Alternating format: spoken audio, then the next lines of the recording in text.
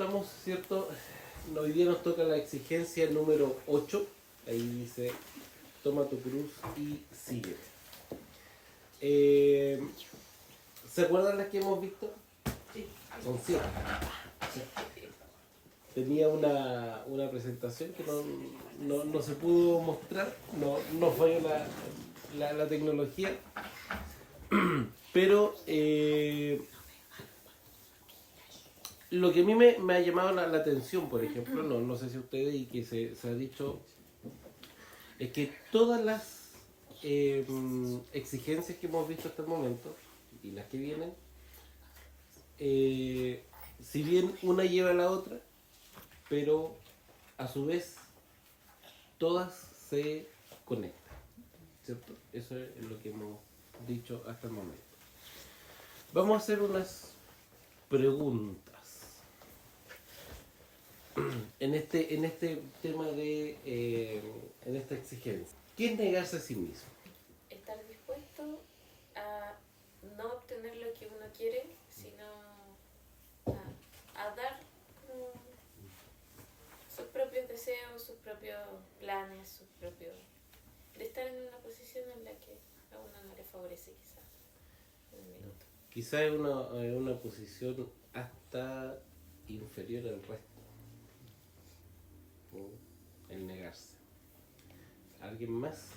Creo que la esencia misma de la contracultura del cristianismo con respecto al mundo. Ya. Y con eso quiero decir, no reemplazando a la... Creo que la verdadera esencia del cristianismo obviamente es Cristo. Y eso se condice a muchas otras cosas. Pero a lo que voy es que el mundo por defecto se pone a sí mismo en primer lugar. Al menos hoy día. Quizás la cultura ha cambiado a como era hasta, no sé, 100 años atrás. Quizás había un sentido mayor de sacrificio y de poner a otros en primer lugar. Y hoy día es una cultura mucho más individualista y como de yo primero. En este caso es como, no, yo después, primero, bueno, el reino, que puede manifestarse de muchas formas, pero creo que eso es esencia. En el contexto donde Jesús lo habla, dice un versículo bien famoso de quien quiera salvar su vida la perderá, pero aquel que pierda su vida por causa de mí, este la salvará. Quien quiera seguirme, tome su cruz cada día. Bueno, hay dos partes del mensaje. Y sígame. Y habla en un sentido de el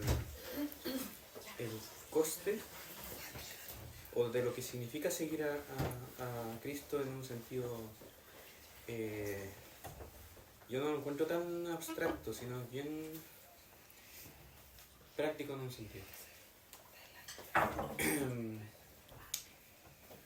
No es, o sea, tiene que ver con seguirlo a él hasta la muerte o incluso a través de la muerte y durante la vida. Si es que amo más el dinero que él, como el joven rico, si es que amo más incluso a mis familiares que él, cuando dice que no estoy dispuesto a dejar o a separar entre padre, hijo, hermano, y en el sentido también de mi voluntad. Si es que yo prefiero mi voluntad a la voluntad de Dios. E incluso Jesús mismo fue un ejemplo de poner primero la voluntad de Dios hasta la muerte. Entonces yo creo que a eso se refiere en ese contexto. Y él puso el ejemplo de la cruz y me da risa porque en ese momento nadie sabía de la cruz o nadie entendía el punto de... No sé si no lo entendía, pero no lo entendía por lo menos como verlo en un ejemplo acá textual. Porque eso fue antes de la cruz. Mire, Mateo 16, 24 dice, yo lo voy a leer en la NTV, Estuve revisando algunas versiones y me llamó mucho la atención esto. Dice, si alguno de ustedes quiere ser mi seguidor, tiene que abandonar su propia manera de vivir, tomar su cruz y seguirme. Si tratas de aferrarte a la vida, la perderás. Pero si entregas tu vida por mi causa, la salvarás. Me llama la atención eso.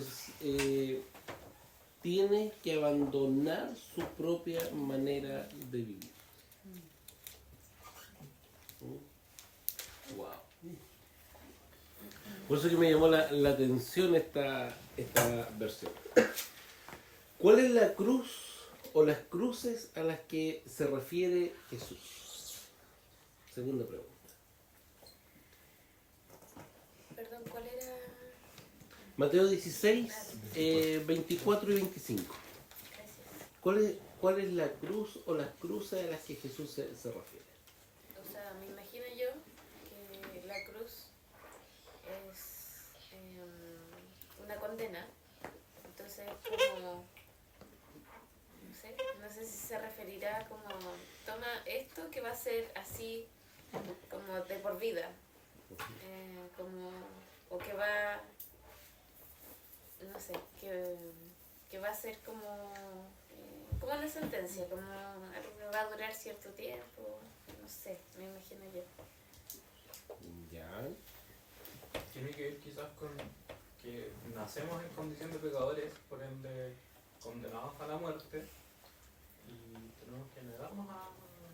y como somos pecadores, vivimos de cierta manera, respondemos de cierta manera a estímulos de la vida.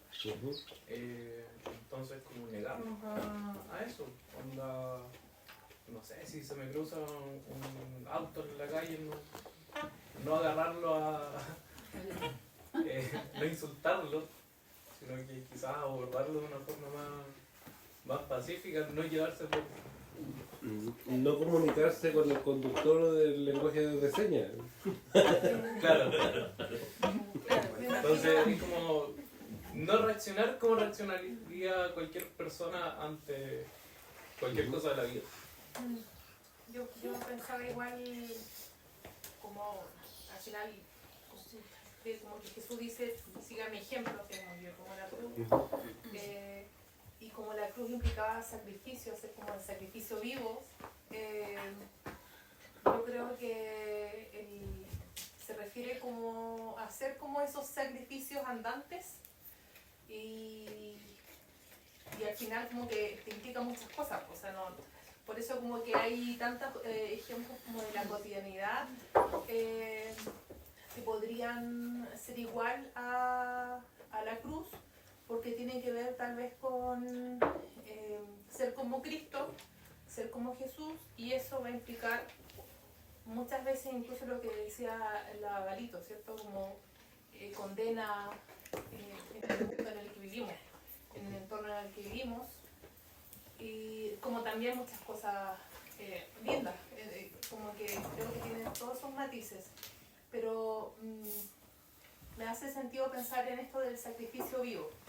Como que si quieres seguirme, toma tu cruz, como que toma mi sacrificio, haz lo tuyo y vive así. No sé. Siempre cuando veo, por ejemplo, las películas que tenemos de los evangelios, me surgen como 4 momentos de la cruz.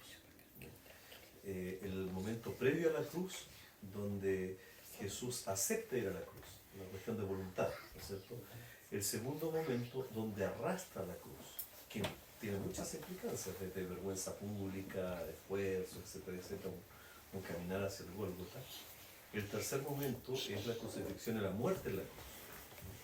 Y el cuarto momento es abandonar esa cruz, resucitar. Pero eso, si nosotros vamos en los 4 pasos, ¿no es cierto? Si lo pudiésemos ver en 4 pasos, el abandonar la cruz que hizo Jesús es también lo que nos pasa a nosotros. O sea, nosotros al morir en Él, finalmente vamos a tener la garantía de la vida eterna. O sea, también podríamos pasar 4 pasos si seguimos a Cristo, enfocado solamente en Él. Es interesante la película. Última pregunta.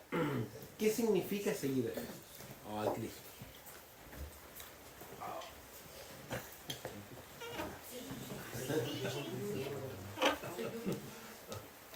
¿qué significa seguir a Cristo? Una decisión. Una decisión. Ya, Un camino.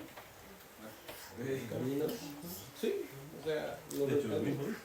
Sí, Claro, seguir el mismo camino. negarse. Si está... Sí, pues, es abandonar tu manera de vivir.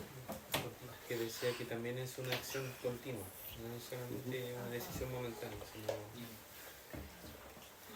Es algo que como que transcurre en el tiempo. Significa obviamente varias cosas, pero creo que hay un significado y que nuestra cultura presente no nos es inmediatamente claro,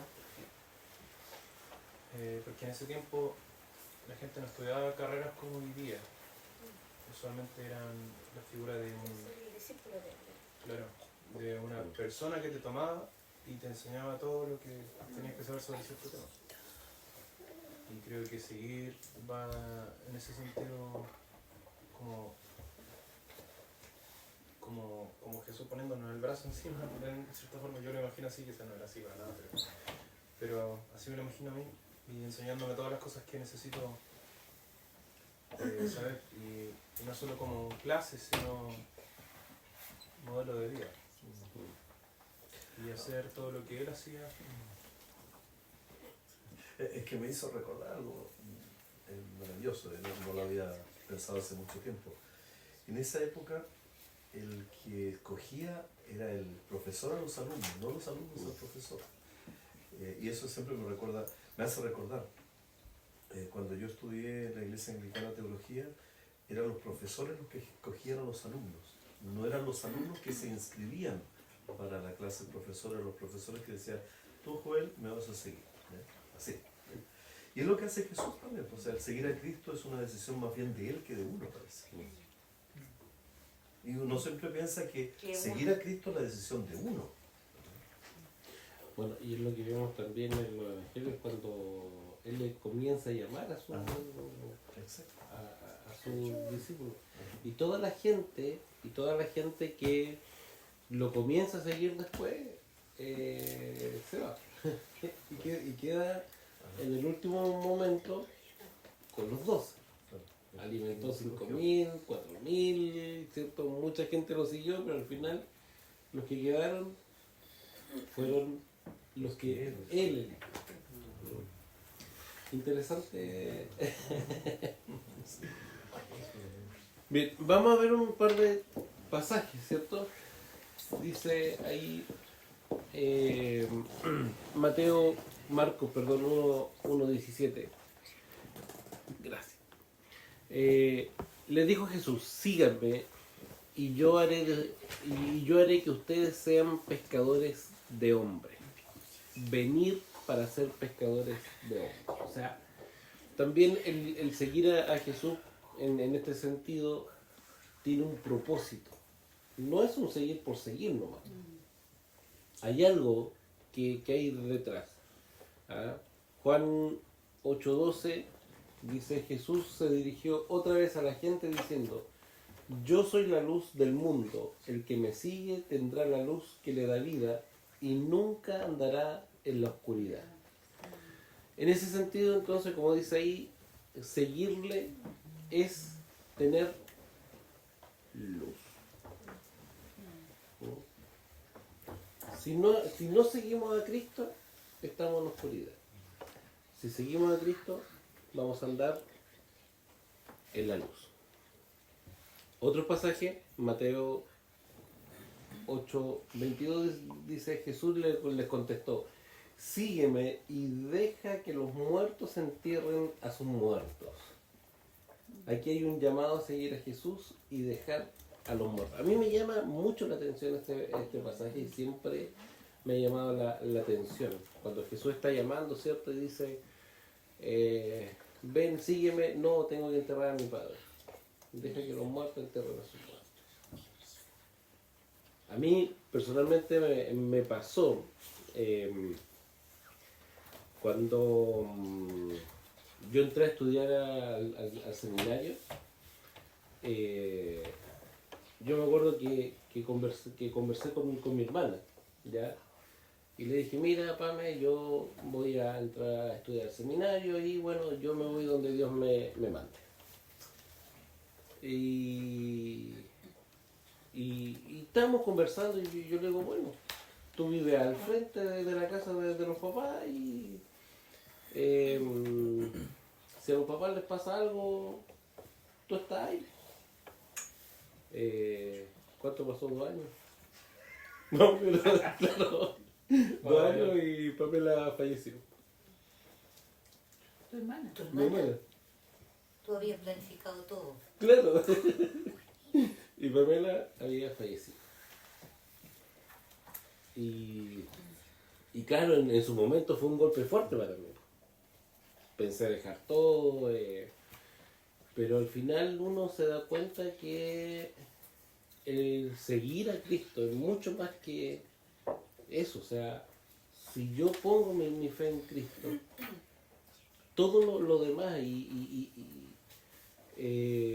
las cosas van a suceder igual, pero es la manera en la que uno afronta esa situación.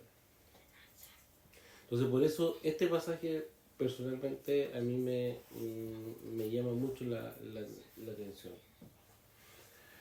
Mateo 19:21 dice, Jesús le contestó, si quieres ser perfecto, anda, vende lo que tienes y dáselo a los pobres, así tendrás riqueza en el cielo. Luego ven y sigue. Y aquí viene ese llamado a dejarlo todo. Aquí está hablando con el joven rico. ¿Qué era lo que Jesús estaba condenando? La riqueza, el afán, ¿cierto? Y muchas veces nosotros pensamos que no, es que la riqueza, pero no son las riquezas. Y ahí tenemos ese evangelio social, ¿cierto? Pero al final yo puedo tener algo muy pequeño, pero si amo eso más que a Cristo, es mi corazón que no está bien enfocado. Y estoy amando la riqueza que tengo. Yo puedo amar este teléfono y puede ser mi riqueza. Y a lo mejor es lo único que tengo. Creo que hay que preguntarse con todo lo que uno tiene, ¿estoy dispuesto a dejar esto? Como si el Señor me mandara a ir a, no sé, Timbuktu. Estoy dispuesto a no tener, no sé, el auto que tengo, la casa que tengo, incluso perder a familia que quiero. Como ahí uno dice, ahí uno se da cuenta al tiro de los ídolos que tiene y que están en mayor estima que Dios. Sí, cuando con Rosy tomamos la decisión de renunciar a donde estábamos, pusimos todo en la balanza. Teníamos casa, teníamos un sueldo seguro, un seguro de salud espectacular, pero pusimos las cosas en la balanza. Era seguir a Cristo o seguir en un sistema X. Y aquí estamos. Bueno, nosotros el cristianismo tomamos como muy a la liviana el tema de la cruz. No sé si será donde nosotros miramos hacia atrás la cruz, donde han pasado 2000 años, pero el tomar la cruz para nosotros es algo liviano. El cristianismo lo tomamos de manera muy liviana. Estoy hablando de manera general, ¿ya? Pero cuando Jesús, ¿cierto?, escoge a sus discípulos, Jesús nunca le ofrece riqueza, nunca le dice voy a tener un plan maravilloso para tu vida. ¿Ah? ¿Y cuál era el plan maravilloso? ¿Ah? Perder la vida. Ese es el plan más maravilloso. Y ahí en Mateo 10:38, si alguien lo puede buscar, por favor. ¿Qué es lo que dice Jesús? Dice, y el que no toma su cruz y sigue en pos de mí, no es digno de mí. No es digno. Y cuando Jesús, ¿cierto?, habla desde la cruz, no se está refiriendo, ¿cierto?, a una enfermedad, a una situación compleja, a un hijo que salió no muy bueno. Porque muchos dicen, y yo he escuchado, ay, es la cruz que yo tengo que cargar. Mi Señora es la cruz que yo tengo que cargar. No yo, sino que lo he escuchado de otras personas. Pero esa no es la cruz. La cruz, ¿cierto?, tiene que ver con el seguirle.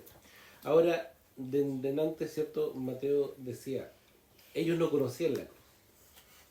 O sea, no habían visto morir a Cristo, pero conocían la cruz.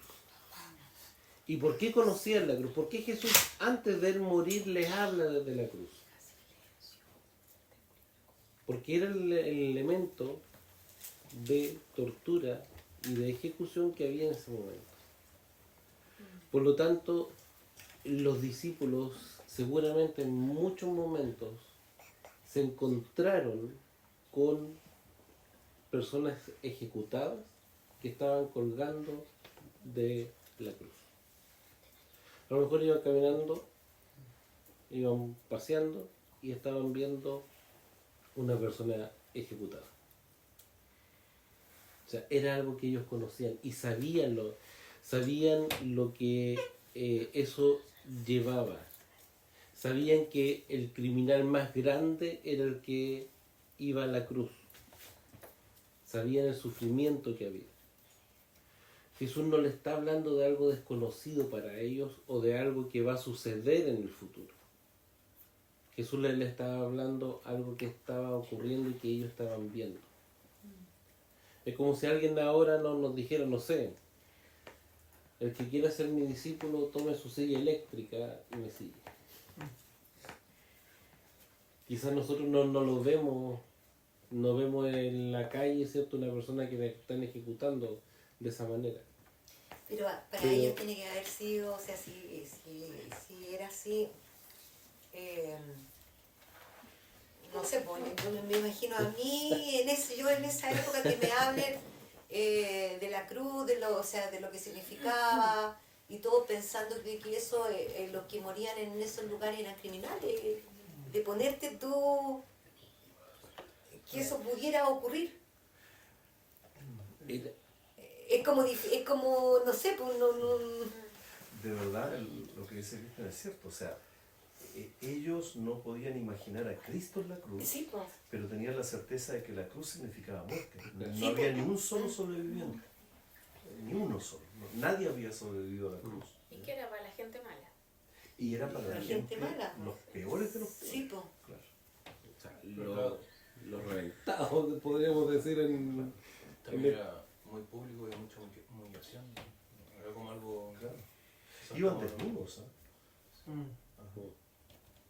O sea, de la manera que Jesús lo crucificaron era la forma en que se hacía. Los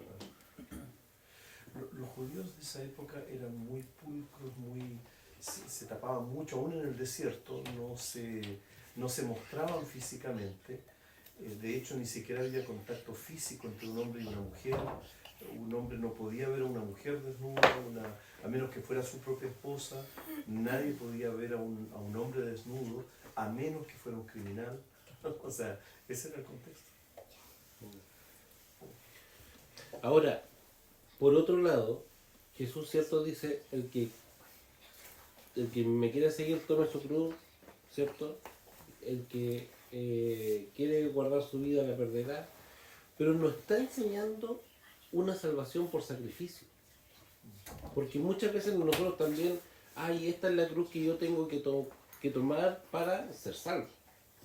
O esto es lo que tengo que hacer para que Dios me acepte. O sea, ¿cuántos misioneros también pueden haber que dicen, yo me voy a tal parte a morir porque voy a morir por Cristo? Pero ese es un autosacrificio que no le asegura la salvación. no está pidiendo eso, claro. Ahora, la consecuencia de seguir a Cristo sí es la muerte. O estar dispuesto a morir. Yo me acuerdo, no sé si habrá sido verdad o no.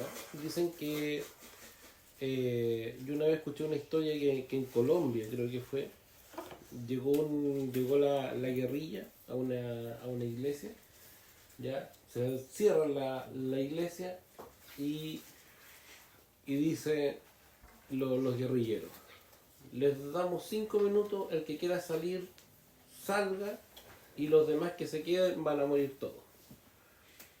Más de la mitad de la iglesia salió arrancando y el pastor se quedó con unos pocos. El guerrillero mira al pastor y le dice: pastor, esta es su verdadera iglesia. Y los guerrilleros se fueron. No sé si habrá sido verdad, pero ¿cuántos de nosotros realmente nos hemos puesto a pensar y cuánto estamos dispuestos nosotros a llegar a esa situación, a morir por Cristo? Aquí es fácil, nosotros nos podemos reunir acá, nos reunimos en la sede, todos saben, ¿cierto?, los vecinos, que el día domingo pasa algo en la sede, pero estamos tranquilos. No tenemos a ningún policía, ningún militar que está vigilando lo que se está predicando, lo que se está enseñando, como sí pasa en otros lugares. Pero Jesús dice: siga. Pero ¿qué pasaría cuando Jesús hubiese partido de la tierra al cielo? ¿Cómo podrían los discípulos ir en pos de Él cuando ya no estuviera allí con ellos? ¿Cómo podemos seguirle nosotros cuando no está físicamente con nosotros? Yo me acuerdo que una vez le hice una pregunta a mi papá. Yo era chico, tendría unos 10 años. Y le digo: ¡oh, papá, qué afortunados tienen que haber sido los discípulos porque estaban con Jesús! O la gente desde esa época. Y mi papá me dice: sí, pero resulta que cuando Jesús se iba, ellos quedaban solos. Y nosotros ahora tenemos el Espíritu Santo. Me quedó dando vuelta esa... Porque es verdad, o sea, nosotros no tenemos físicamente a Jesús.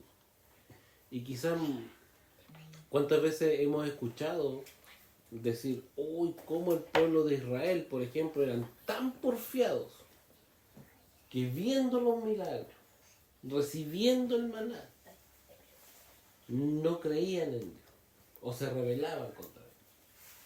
Si yo hubiera sido ahí, si yo hubiera estado ahí, no, yo creo en Dios, no me hubiera revelado. Pero ¿quién tenemos nosotros? Sígueme. Es el punto acá. ¿Qué iba a pasar después de la partida de Jesús? ¿Qué pasaba con estos discípulos? ¿O qué pasó con estos discípulos que estaban apenados porque Jesús había muerto, sus maestros que lo habían seguido 3 años? A mí me llama la atención siempre Pedro, es uno de los personajes que me llaman la atención. Porque si nosotros vemos al Pedro antes, o el Pedro, mejor dicho, el que predicó, un Pedro totalmente distinto al que nosotros vemos en los evangelios. Ahora, vamos a la siguiente. Seguir a Jesús significa unirse en la labor que fue encomendada. Cuando Jesús dijo a Pedro y a Andrés que eran pescadores de profesión, les dijo: les haré pescadores de hombres. Les habló en términos concretos, usó una imagen válida para hacerlos entender. No les habló de alta teología, sino de la vida cotidiana y práctica. Ellos eran pescadores. O sea, no les dijo: mire, ustedes lo que van a hacer ahora, van a tomar un curso de teología, ¿cierto? y van a hacer esto. No, ustedes van a cambiar de ser pescadores a ser pescadores de hombres. ¿Ah? Me llamó mucho la atención eso que está ahí. Del 10% de los miembros, esto es un análisis entre evangélicos, el 10% de los miembros de una iglesia no se junta entre ellos. El 20% de la iglesia, o sea, el 20% nunca va a la iglesia.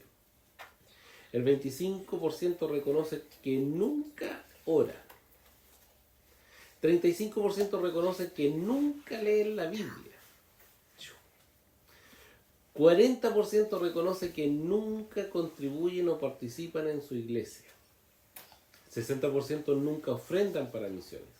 El 70% nunca asume la responsabilidad. 85% nunca invita a nadie a la iglesia. El 95% nunca lleva a nadie a Cristo. Pero el 100% quiere ir al cielo.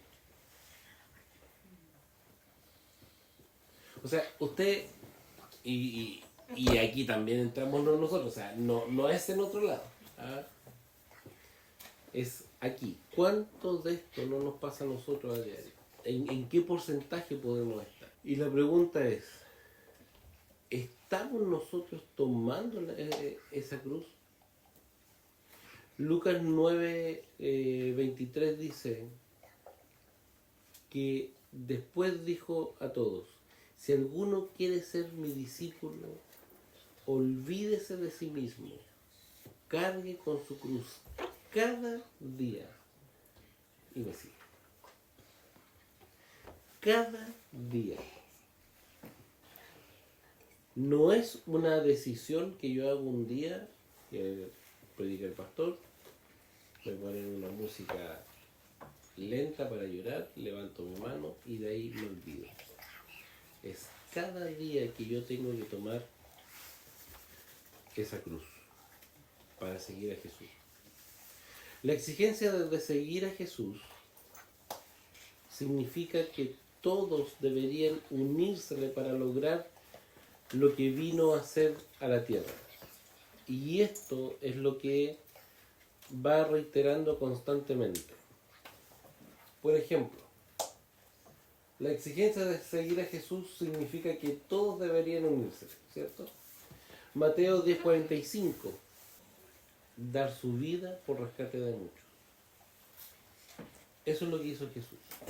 El Hijo del Hombre, ¿cierto?, no vino a ser servido, sino a servir y dar su vida. Lucas 19:10, buscar y salvar lo que se había perdido. Lucas 5:32, llamar a pecadores al arrepentimiento. Juan 10:10, que todos tengan vida abundante. Juan 12:27-28. Si alguien lo puede buscar, por favor. Ahora, me quiero detener un poquito en Juan 10:10, ¿cierto? Que es para que todos tengan vida abundante. ¿De qué manera nosotros podemos ir a buscar a esas personas para que tengan vida abundante si nosotros no estamos viviendo de esa manera? O sea, nosotros muchas veces nos quejamos porque llueve, porque hace frío, porque hace calor, y no vivimos la vida. ¿Alguien tiene? Juan, ¿sí? 27-28. Ahora mi alma se ha angustiado. ¿Y qué diré? Padre, sálvame de esta hora. Pero para esto he llegado hasta ahora. Padre, glorifica tu nombre. Entonces viene una voz del cielo. Viene una voz del cielo. Y lo he glorificado. Y de nuevo lo glorificaré. El 27, ahí es donde dice, ¿cierto? ¿Sí? Para esto he venido. O sea, Jesús sabía, Jesús estaba angustiado, pero sabía lo que había venido. Ahora, nosotros sabemos por qué seguimos a Jesús, o porque, no sé, yo voy a la iglesia porque eso me da una paz por todos los problemas que tengo. ¿no? Entonces con eso quedo tranquilo. O estoy haciendo algún mérito por... Voy a la iglesia el día domingo para que durante la semana a mí me vaya bien. ¿Para qué estamos nosotros? ¿Cuál es el propósito por el cual nosotros estamos siguiendo a Jesús? ¿Por qué hemos decidido ser discípulos de Jesús? Por agradecimiento, por lo que Cristo hizo conmigo. Cuando uno reconoce eso, entonces tiene mayor validez el entender qué es su iglesia. Y básicamente eso, por agradecimiento más que por recibir algo, por la gracia que me dio, por lo que me perdonó, por lo que me ofrece, que no son cosas materiales, incluso hasta lo hemos visto de que podemos llegar a perder la vida por eso, pero me ofrece una vida más allá de eso. Y el agradecimiento a eso es que yo quiero estar en la iglesia. Y además porque Él murió por su iglesia. Por lo menos desde el momento que fui consciente de la mala noticia que había para mi vida, al saber que estaba muerto en mi delito de pecado, y que Cristo trae buenas noticias para mi vida, o sea, de verdad que por lo menos para mí no pude quedar indiferente ante ese acontecimiento, por saber de que yo no merecía la vida, pero Cristo vino y para darme vida en abundancia. Entonces, frente a ese hecho, por lo menos en mi caso no era imposible quedar indiferente frente a eso, frente a esa realidad, frente a ese regalo. Bueno, a pesar de eso, aunque muchas veces uno pueda predicarle, quizás dándole ese mismo énfasis a otras personas, le va exactamente lo mismo. Pero por lo menos en mi caso fue eso, fue como el saber de que mi destino era la condenación eterna. Y más aún que siempre recuerdo la frase, pero no recuerdo quién la dijo, pero fue en una EFI, en Dinamarca, que lo más terrible del infierno no era el que va a estar rodeado de Satanás, de fuego eterno, que para algunos puede ser figurativo, para algunos puede ser real, sino que es la ausencia de Dios. O sea, eso, y lo hacía con la imagen del sol. ¿Qué pasa si de repente desaparece el sol de nuestro sistema solar? O sea, la vida se va de este planeta. Entonces, el estar apartados de Dios por la eternidad, como, no sé, para mí fue eso. Sí. Cuando uno conoce, ¿cierto?, esa mala noticia, como decía Richie, chuta, uno sabe o se da cuenta de lo que realmente Dios hizo por uno en Cristo, o sea, sin ningún mérito. Un libro de San Agustín. Es interesante lo que dice al principio, en las primeras páginas, ¿no? Que el ser humano va a estar en una constante búsqueda para llenar un vacío, y ese vacío solamente lo llena su creador. Ahora, imaginémonos una eternidad con vacío. Debe ser insufrible. O sea, solo pensarlo ya tenebroso, más que el dolor, más que el dolor físico, lo tenebroso de tener una eternidad con un vacío constante y tener conciencia de ese vacío. Me acuerdo cuando leía el mismo versículo que salía al principio de eso de seguirme, y el contexto de el que quiere salvar su vida. Ese fue el que más me quedó. Si quiere salvar su vida, la perderá. Entonces, por un lado también Jesús nos habla ya del precio de seguirle, el tomar la cruz, el estar dispuesto a morir. Pero también nos habla del precio de no seguirle. Entonces, lo mismo que decía la Fer. Cuando uno toma o tiene ante sí una decisión grande y dice, ¿cuál es el precio de esto si no es seguirle?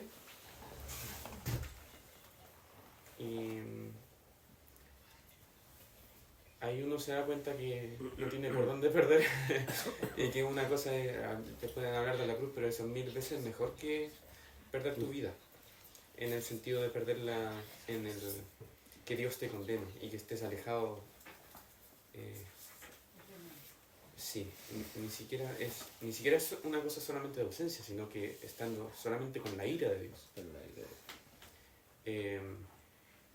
Entonces, por ese lado, me acuerdo de otra parte justo donde habla del joven rico, donde le dice: vende todo lo que tienes, regálalo a los pobres y sígueme. Y después de eso, cuando se va el joven rico triste, le dice, creo que era Pedro, le dice: Señor, nosotros hemos dado todo lo que tenemos, y de alguna forma igual se está como poniendo en el área del sacrificio, nosotros hemos. Y dice: ustedes ya van a ser recompensados en el cielo, ustedes, ¿por qué se podrían quejar si ustedes están mejores que ellos? Entonces, por un lado, claro, yo creo que hay que pensar no solamente en lo difícil de ser cristiano, sino en lo difícil de no ser cristiano. Y lo fácil que es comparativamente ser cristiano en comparación a la consecuencia. Y por ese lado ya es como un regocijarse en, tenemos toda la recompensa. Y ¿para qué más podríamos ocupar esta vida que no sea glorificar?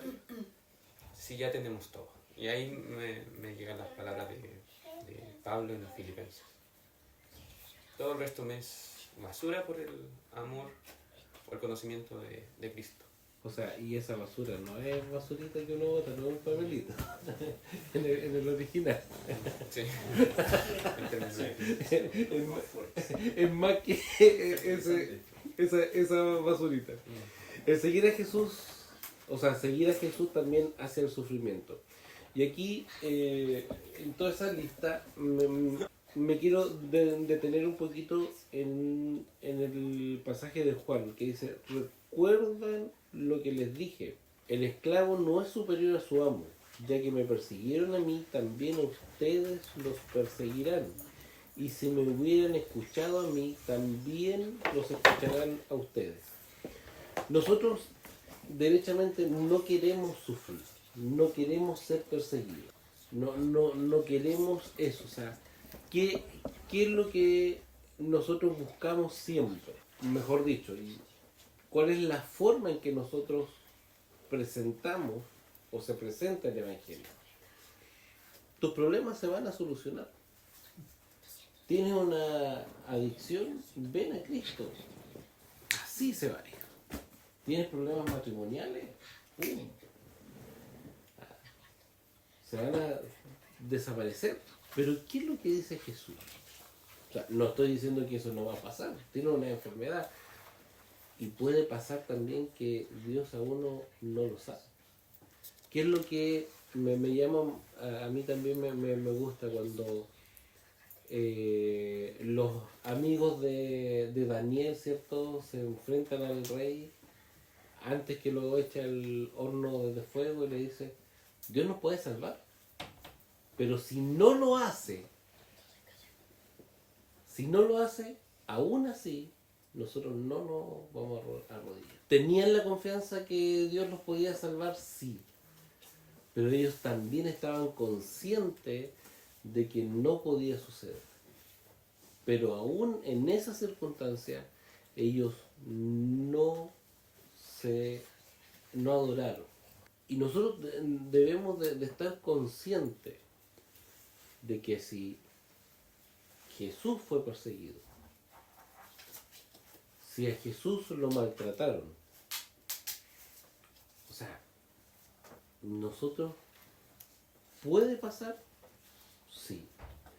¿Puede que no pase? También. O va a ser de una manera distinta. Pero tenemos que estar dispuestos a eso. Tenemos que estar dispuestos, ¿cierto?, a seguir a Jesús. No automartirizarnos. No irnos a China o a Corea del Norte y decir: yo soy cristiano. Entrar como cristiano, no, porque eso también es imprudencia. Pero si me toca vivir una situación así, tengo que también estar dispuesto a afrontarla. Sufrir con Jesús y con gozo es muestra de su valor supremo. Cristo no murió para hacernos la vida más fácil ni próspera. Murió para quitar del medio todo lo que estorba nuestro gozo eterno en la gloria de Dios. Nos llama a seguirlo en su sufrimiento, porque esta vida de gozoso sufrimiento con Él y en Jesús. Nuestra vida, o sea, ¿en qué nosotros ponemos nuestra esperanza? Nosotros muchas veces, con las situaciones que hemos vivido, lamentablemente no está Rosy acá, pero muchas veces nosotros conversando nos reímos de lo que hemos pasado, y no en un tema de burla, sino porque hemos aprendido con llanto de que todo lo que a nosotros nos ha pasado está bajo la voluntad de Dios y que estamos en su propósito, y eso a uno lo llena de gozo, porque no es por lo que nosotros tenemos. El Salmo 73 también a mí me gusta mucho cuando el salmista dice: me volví una bestia como veía la prosperidad de los impíos. ¿Y cuándo recapacita el salmista? Cuando entra al atrio, dice, a orar, y se da cuenta de todo lo que tenía.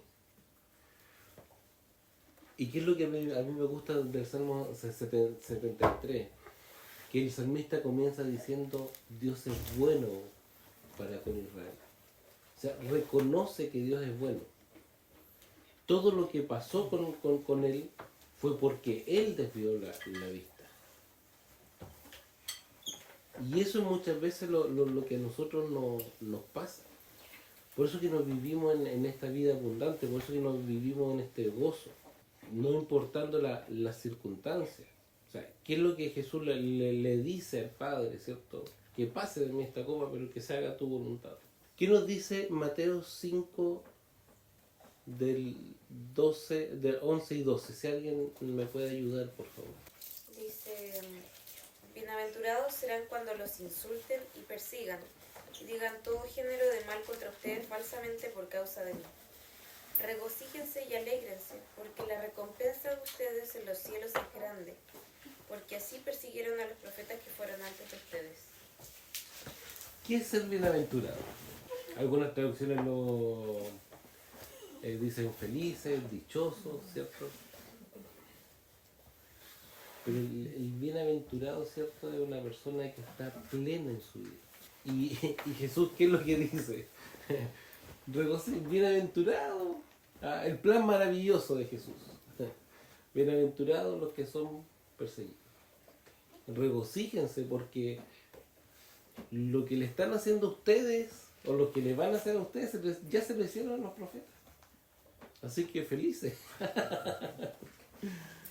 Ya otros lo pasaron.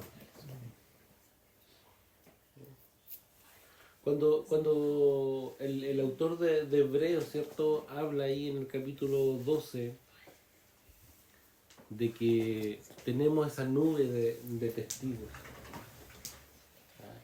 puestos los ojos en Jesús. ¿Y quiénes son esos testigos que nosotros tenemos? Son todos aquellos, como nosotros le llamamos, los héroes de la fe, desde el capítulo 11. Daniel, Moisés, aquellos que fueron aserrados, que fueron martirizados. Y si ellos pudieron, Y si ellos lo hicieron, nosotros también podemos. Y el seguir a Jesús trae, ¿cierto?, consigo este valor, este gozo ahí en el sufrimiento, o aún en el sufrimiento. Entonces, gozo, ¿cómo lo definiríamos acá? Pensando en eso de la plenitud, que decías de la bienaventuranza, no sé qué es la plenitud. ¿Cómo podríamos comprender el gozo? Porque al final el Señor dice como estar siempre gozoso. Y claro, muchas veces lo podemos confundir como con felicidad o con alegría. Y sabemos todos que la vida, nosotros mismos, muchas veces no vivimos de esa forma. Pero me imagino yo que es mucho más que una emoción, ¿cierto? Una cosa circunstancial. Entonces, o sea, ¿cómo podríamos...? Es como una plenitud de vida, o sea, indistintamente las circunstancias, ¿cierto? Saber que es Cristo el que tiene el control de todo, y que mi vida, ¿cierto?, depende de Él. Y que si estoy sufriendo no es un castigo. ¿Cómo cultivar ese gozo? Porque yo me imagino que es algo que se tiene que entrenar, o sea, cultivar, porque obviamente... O sea, yo creo que ahí es lo que decíamos al principio, negarse cada día. Bueno, y mantenerse, yo creo que igual en esto mismo de la comunión, porque cuando tú te aíslas y no sé, pues tiendes por ejemplo a la depresión, pucha, te va a ser muy complicado mantener el gozo. En cambio, yo creo que esa es la riqueza de poder estar en comunión con los hermanos, porque al final, a través de esa comunión, animas al que está desanimado, muestras también a aquel que tiene la capacidad de sobreponerse y estar gozoso en los tiempos de dificultad.